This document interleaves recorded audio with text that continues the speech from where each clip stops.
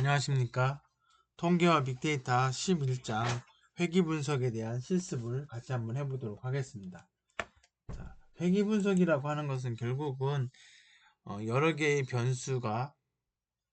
변수에 따라서 그것이 종속 변수에 어떻게 영향을 미치느냐, 요거에 대한 분석입니다.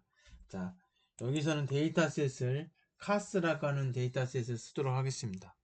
자, 실행을 해보시면 이렇게 데이터가 스피드하고 그 다음에 제동거리의 값이 쭉 나와 있습니다. 이 속도가 제동거리에 얼마나 영향을 미치는지에 대해서 한번 보도록 하겠습니다. 제동거리가 이제 종속 변수입니다. 여기 스피드는 독립 변수고, 이 독립 변수에 의해서 종속 변수가 영향을 받는지를 분석하는 겁니다. 쉽게 얘기하면 이거 실행을 해보면 아시겠지만, 여기 한번 보시면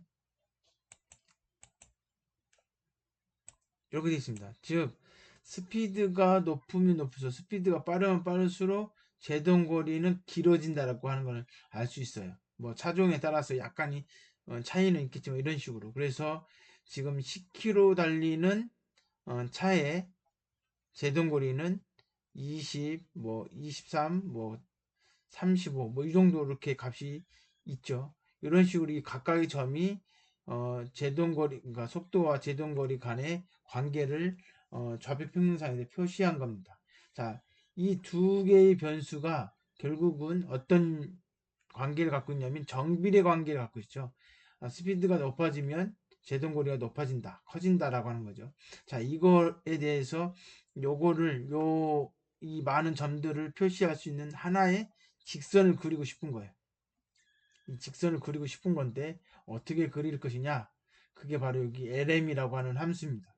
자, 그래서 LM이라고 하는 함수는 이 함수로 해서 독립변수, 종속변수를 여기다 쓰고 독립변수 여기다 씁니다. 그리고 어떤 데이터에서 카스라고 하는 데이터에서 여기 회귀 분석을 하겠다는 거죠. 그래서 이거 실행을 해주시면, 자, 그리고 나서 모델이라고 하는 결과를 출력을 한번 해보도록 하겠습니다. 그러면 어떻게 나오냐면 여기서 아까 이야기했던 것처럼, 자, 여기서 보시면 이렇게 직선이 그어지면 우리가 1차 함수의 식을 구하면 뭐가 나와요? 예, 그렇죠. 기울기가 나오고 y절편이 나옵니다. 자, 여기서 인터셉트라고 하는 것은 y절편을 얘기하는 겁니다. 그러니까 이렇게 직선을 그리면 요 뒤에 여기 y축에서는 음수 쪽에서 y축과 만나고, 자, 기울기 여기 스피드가 이제 x 앞에 있는 개수라고 해서 스피드의 값이라고 이렇게 써 있는데 이건 3.932, 즉 기울기가 약 4 정도 된다는 얘기죠. 자, 이거에서 이 그림을 이제 이 회기식으로 해가지고 그림을 그리고 싶어요. 직선을 그리고 싶은 거예요. 그래서 AB 라인이라고 하는 함수를 통해서 실행을 해주시면 여기 이렇게 직선이 그어집니다. 여기 지금 잘렸지만 이게 좀 더 그리면 마이너스 17에 닿겠죠. 그리고 요거는 이 모든 점들의 오차가 제일 작은 그 식 중에 하나를, 가장 작은 식을 가지고 식을 만든 거, 그러니까 그림을 그린 거예요. 자, 요거에 여기 지금 보면 COEF라고 되어 있는데 이거 개수입니다. 개수. 그래서 첫 번째 개수가 얼마냐? 여기 앞에 있는 게 첫 번째 개수죠. 그래서 회기식의 첫 번째 개수 y절편이고 두 번째는 기울기가 되겠습니다. 그래서 기울기를 출력을 한 거고요. 자, 그리고 여러분 책을 보시면 코드 11-2번이 있습니다. 2번 한번 같이 보도록 하겠습니다. 자, 방금 우리가 구한 y절편과 그 다음에 기울기를 여기 이제 인공지능이나 이런 데서 가중치라는 표현을 많이 쓰는데 그래서 W로 표시한 겁니다. 그래서 y절편은 B로, 그 다음에 기울기는 가중치로 W로, 그래서 각각을 여기 B에는 마이너스 17 정도가 들어가고 W에는 플러스 4가 들어갔겠죠. 그 다음에 자, 이랬을 때 우리가 식은 뭐예요? y는 결국은 wx 플러스 b잖아요. 그래서 w하고 b의 값이 있으니까 x값을 아니면 y값을 구할 수 있죠. 그래서 지금 스피드 x값을 집어넣고 그랬을 때 제동거리가 얼마가 나오느냐?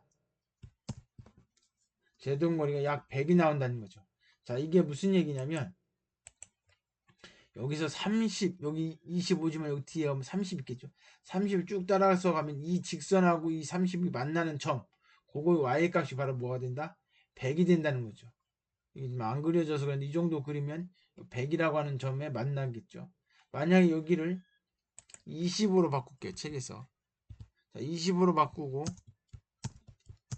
이렇게 바꾸게 되면 25인 지점 여기 얼마냐면 쭉 따라가면 약 80이 되겠죠.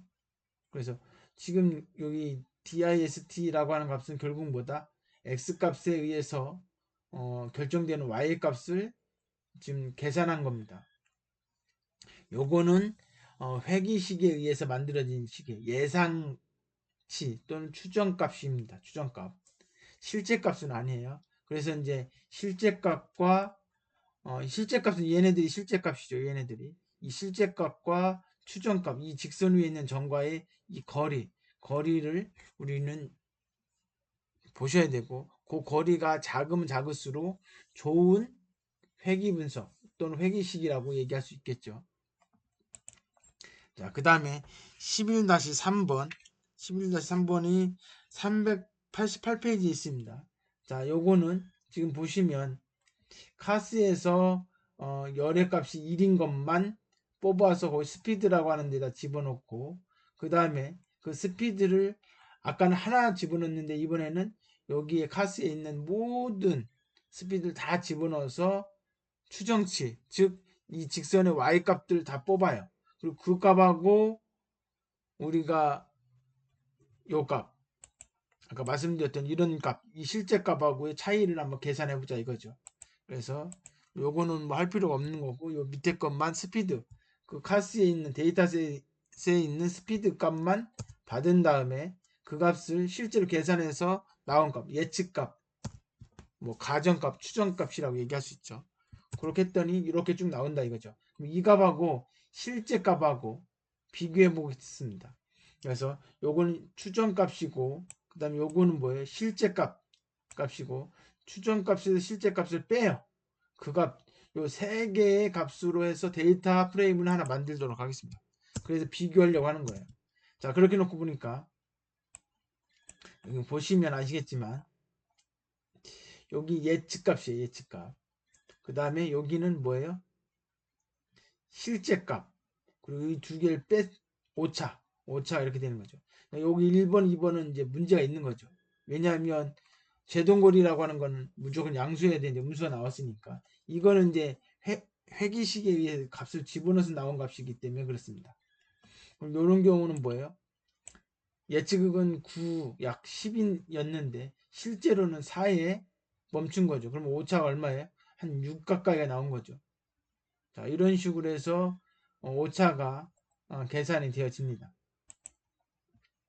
이거를 좀 보기 좋게 하기 위해서 위에 컬럼에 이름을 부여했습니다. 부여하고 다시 그 중에 6개만 뽑으면 여기 예상값, 추정값, 실제값, 오차 이렇게 확인할 수 있습니다. 자, 그 다음에 11-4번을 한번 보도록 하겠습니다. 11-4번은 카스라고 하는 라이브러리를 로드를 하도록 하겠습니다. 물론 카스가 로드를 시켰는데 여기서 빨간 줄로 에러 메시지가 뜨면 그때는 패키지를 깔으셔야 됩니다. 그래서 이 패키지까지 써줬습니다. 그래서 인스톨 점 패키지 그 다음에 이때는 큰 따옴표를 써주셔야 되고요. 저는 잘 동작한 이유가 이미 한번 설치되어 있기 때문에 그렇습니다. 프리티지라고 하는 데이터셋의 6개만 확인해 보도록 하겠습니다. 이렇게 보입니다. 그러면 여기 보니까 교육, 수입, 여자 뭐 이런 식으로 쭉 해서 지금 하나, 둘, 셋, 넷, 다섯, 6개의 뭐예요? 열의 값을 갖고 있고 지금 뭐예요? 요거는 뭐 이게 직장 이름인 거죠. 그래서 관리직, 정부 관리직에 있는 사람들은 뭐 교육을 뭐 13.1만큼 받고 수입은 요 정도 된다. 이런 식으로 이게 통계를 잡은 거죠. 자, 6개만 뽑았습니다. 헤드라고 돼 있으니까. 자, 여기에서 이거 뒤는 필요 없고 첫 번째, 두 번째, 세 번째, 네 번째 여기까지만 뽑아가지고 new data라고 하는 변수에다가 집어넣겠습니다. 자, 이래 놓고 이걸 한번 실제로 화면에 출력을 해보면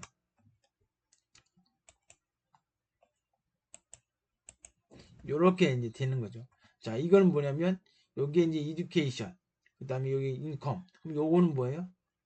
자, education, 요 축은 education이 되고 여기 y축이라고 x축이라고 얘기해야 되나? 요게 income이 되는 거죠. 요 그림하고 요 그림하고 똑같은 건데 축이 바뀐 겁니다. 여기선 얘가 y축이 income인 거고 이제 x축이 education이 되는 거죠. 자, 이렇게 해서 그림을 그릴 수가 있습니다. 그리고 여기 지금 점 표시를 여기 사각형이죠? 사각형으로 표시한 겁니다. 여기 PCH가 16번째 모양으로 한 거고, 뭐, 제목은 위에다 써 있고. 자, 이 상태에서 이 수입은 education하고 프리지티지, 그 다음 우먼, 성별하고 이런 거에 의해서 결정된다고 생각을 하는 거예요. 그래서 얘네들이 세 개의 독립변수의 적절한 계산을 통해서 인컴이 계산되게끔 회기식을 만들 겁니다. 자, 회기식을 한번 만들어 보도록 하겠습니다. 자, 이렇게 놓고 보니까 뭐예요? 이게 지금 변수가 결국은 하나, 둘, 셋, 네 개가 되기 때문에 사실은 뭐예요? y축은 하나지만 x축이 세 개가 있는 거예요. 그래서 xy 평면상에 우리가 2차원의 그림으로 그릴 수는 없습니다. 자, 여하튼 그렇게 됐을 때 이 수입에 영향을 미치는 애들은 요런 애들이다. 근데 여기 보니까 뭐라고 돼 있어요? 이듀케이션의 값은 177을 개수로 곱해야 된다. 즉 뭐라는 얘기냐면 인컴은 마이너스 253.8 이게 y절편이에요. 플러스 이듀케이션 앞에 177.2 여기 기울기인데 여기 기울기는 한 개가 아니고 세 개 있는 거예요. 각각의 변수에 대해서. 그래서 얘네들은 뭐 이듀케이션하고 얘는 양의 영향을 미치는 거예요. 그러니까 얘네들이 값이 커지면 커질수록 인컴이 커진다는 얘기죠. 수입이 커지는 거예요. 근데 우먼은 뭐예요? 마이너스 50이죠. 그 얘기 무슨 얘기예요? 요 우먼의 값이 커지면 커질수록 인컴은 작아진다는 얘기입니다. 자, 그리고 그래서 요걸 했고 여기 서머리를 한번 해보시면 이렇게 결과가 나옵니다. 여러분 책을 보시면서 요 내용들을 이해를 하셔야 되는데요. 자, 이거 보시면 자, 지금 방정식은 뭐다? 인컴은 이 세 개의 변수에 의해서 결정이 된다. 그 다음에 여기 전차라고 되어 있는데 얘는 뭘 얘기하는 거냐면 어, 실제 값 우리가 아까 했던 실제 인컴이라고 하는 값과 그 다음에 우리가 이 식에 의해서 만들어진 그 회계식 있죠. 그거에 의해서 계산된 추정값 의 차이를 적어놓는 겁니다. 그 차이가 쭉 있을 거 아닙니까? 그 차이 중에 가장 작은 값이 마이너스 770, 7715가 되는 거고요. 25%는 마이너스 929, 그다음 중간 세 번째 사분면은 이렇게 되고 가장 큰 값이 이만큼 된다 이거죠. 차이가 그렇게 된다는 얘기고 각각의 개수 y는 wx 플러스 b라고 했을 때 이 b의 값이 바로 마이너스 253이 되는 거고요. 이 w가 지금 3개 있는 거예요. education은 마이너스 플러스 177이고 요거는 141, 그 다음에 우먼은 마이너스 50이란 얘기죠. 여기는 표준 오차를 나타내는 거고요. t값과 그다음 p값을 나타내는 건데 자 여기에 별표가 있는 것은 확률 통계적 의미로 의미가 있다는 뜻입니다. 의미가 있다는 거죠. 자, 네, 그래서 이제 여기 보시면 요 값이 커질수록 좋은 거예요. 그 다음에 p 값은 0.05보다 작을수록 좋은 거고요. 그래 의미가 있는 겁니다. 이 p 값이 커지면 의미가 없어요. 그래서 여러분들 보시면 요 별표가 3개 이상 있어야 되는 거, 3개가 있어야 돼요. 보통 2개가 있을 때는 그만큼 확률적으로 의미가 좀 덜 된다는 의미입니다. 자, 그리고요. 자, 그래서 실제로 한번 제가 요 개수를 집어넣었습니다. 집어넣고 요 결과를 이게 바로 회기식이죠. 요 계산된 회기식. 그 다음에 이 회기식에 의해서 계산된 추정된 값하고 실제 값하고 써머리를 한번 해보겠습니다. 써머리를 했더니 여기 값이 이렇게 나오죠. 아까 말씀드렸던 것은 두 개의 값, 실제 값과 그 다음에 추정 값에 대한 요약을 보시면 여기서 우리가 그냥 해당 모델을 써머리 했을 때 나오는 값하고 동일한 값을 나타냅니다. 그래서 결국 전차라고 하는 것은 뭐다? 실제 값으로부터 추정 값의 차이에 대한 것이 전차다. 그래서 그거에 대해서 확인을 위해서 이렇게 했고요. 자, 11-5번. 11-5번을 한번 보도록 하겠습니다. 자, 11-5번은 어디에 있는 거냐면 395페이지에 있습니다. 자, 먼저 MASS라고 하는 라이브러리를 열고요. 여기에 없는 사람들은 역시 마찬가지로 설치를 해야 됩니다. 자, 그 다음에 아까 그 데이터에서 아까는 1부터 네 번째 것까지만 선택을 했는데 이번에는 1부터 다섯 번째 값을 선택을 했습니다. 그리고 출력을 해보니까 실제로 5개의 열이 나와 있습니다. 그러면 요 인컴이 요 4개의 독립변수, 이쪽 오른쪽에 있는 것은 x고요. y쪽에 있는 것은 왼쪽에 있는 건 y인데 y는 종속 변수예요. x에 의해서 결정되는 값이라는 얘기죠. 그래서 독립변수, 오른쪽에 있는 독립변수가 지금 4개 있다고 해놓고 회기식을 만들어내는 겁니다. 회기식을 이렇게 만들어내요. 자, 그래서 이렇게 만들어 놓은 것을 보시면 여기는 지금 안 보여지는데 여기 스텝 AIC라고 하는 게 있습니다. 요건 뭐냐면 한번 실행을 한번 해보죠. 이 값을 계산을 해서 AIC 값을 계산해서 여기 4개의 변수 중에 이 인컴에 영향을 별로 안 미치는 거, 의미 없는 거. 그러니까 쉽게 해서 이런 거죠. 예를 들면 수입하고 손 크기하고는 아무 상관. 물론 뭐 직장에 따라 손 큰 데서 일을 잘하고 일을 잘해서 수입이 많아질 수 있는데 일반적인 거는 손 크다고 해서 수입에 영향을 미치지 않죠. 그죠? 보통 얼마나 많은 학교를 다녔느냐 내지는 뭐 좋은 학교를 나왔느냐 이런 거라든지 여러 가지 뭐, 음, 뭐 말을 잘한다든지 예를 들어서 근데 이 말은 이제 말 잘한다라고 하는 것은 숫자로 표시할 수 없으니까 조금 애매하죠. 뭐 여성인지 남성인지 내지는 뭐 여러 가지 조건에 의해서 수입이 결정이 되는데 아니면 이제 근무 연수라든지 이런 거에 의해서 수입이 결정이 되죠. 근데 아까 얘기했던 것처럼 특정한 변수는 영향을 미치지 않아요. 그러니까 그거를 계산해 주는 거예요. 계산해서 실제로 이렇게 보니까 지금 4개의 변수를 가지고 계산을 했어요. 그러고 나서 여기에서 지금 뭐예요? 지금 요 값이 의미가 없다고 판단이 돼서 요걸 뺀 나머지 세 개를 가지고 계산을 또 했고 여기에서도 뭐가 의미 없다고 생각했냐면 이듀케이션이 의미 없다고 생각을 해서 뺐습니다. 그래서 이 두 개만 가지고 이제 계산을 한 거죠. 그래 놓고 모드 3를 실행을 해주니까 이렇게 이게 지금 가중치 즉 뭐예요? 기울기죠. 기울기는 이렇게 잡아주고 y좌표는 이렇게 잡아주면 그렇게 해서 나온 결과는 뭐 수정된 결정계수라고 하는데 얘가 6.0.6327인데 약 63%란 얘기예요. 자, 이 값이 여기 모듈 1이라고 하는 서머리를 한번 해보시면 이건 뭐냐면 아까 3개의 변수를 가지고 했던 거거든요. 그거는 0.6323이에요. 오히려 더 좋죠. 약간 차이가 나지만 약간 좋아지는 거지만 어찌든 좋았어요. 그러면 이건 뭐예요? 매개 변수 굳이 3개로 할 필요가 없다 이거죠. 가장 종속 변수에 영향을 미칠 만한 애들만 뽑아서 할 수 있다. 그것을 스텝 AIC라고 하는 함수를 이용해서 걸러내겠다 이런 얘기입니다. 자, 그 다음에 11-6번.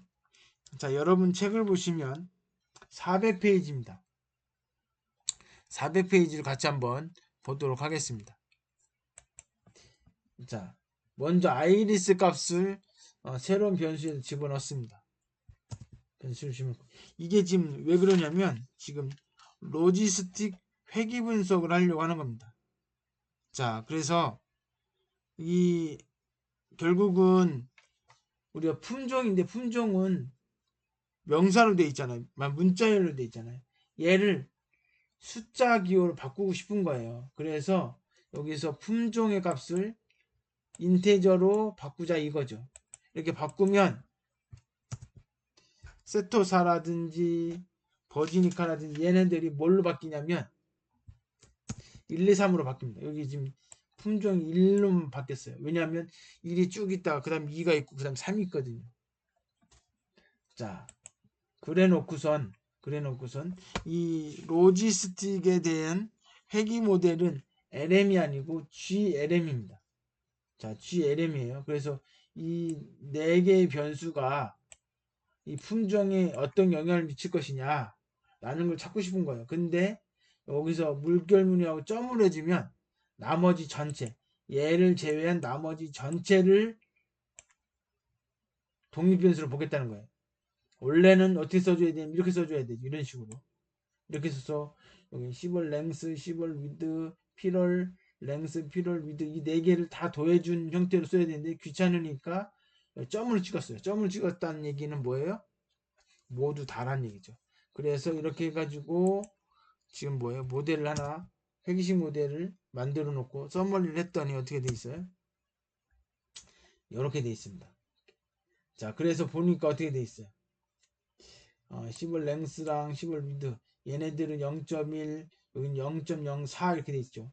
그러니까 얘는 의미가 없죠. 얘는 너무 낮은 거예요. 그리고 얘도 마이너스 0.1로 돼 있잖아요. 엄청 이게 마이너스가 나쁘다는 뜻이 아닙니다. 0에 가까이 가면 의미가 없다는 얘기예요. 그래서 여기서는 점으로 표시되어 있는데 의미가 별로 없다. 그죠? 그런 의미입니다. 이제 점보다 심각한 거는 아무것도 없는 거죠. 그래서 이 2개는 품종을 결정하는데 아무런 영향을 미치지 않는다 이거죠. 오히려 필요할 값이 영향을 미친다 이런 얘기입니다. 자, 그래서 실제로 그러면 우리가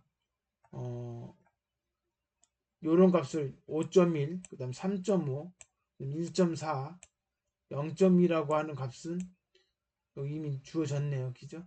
여기 0.2로 안 하고 여기 0.6으로 한번 해보죠. 이래 놓고 요거를 하나의 데이터 프레임으로 바꾸겠습니다. 그렇게 하는 이유는 요 모듈 아이리스 그 모델에 의해서 만들어진 요 값이 요 값하고 요 값하고 이제 뭐 예측하는 건데 요것이 뭐가 돼야 되냐면 데이터 프레임 형태의 자료형이 되어 있어야 돼요. 그래서 여기 데이터 프레임으로 만들어 놓고 그 위에다가 이름을 열의 이름을 지어준 거고요. 출력을 하면 이렇게 나오는 거죠.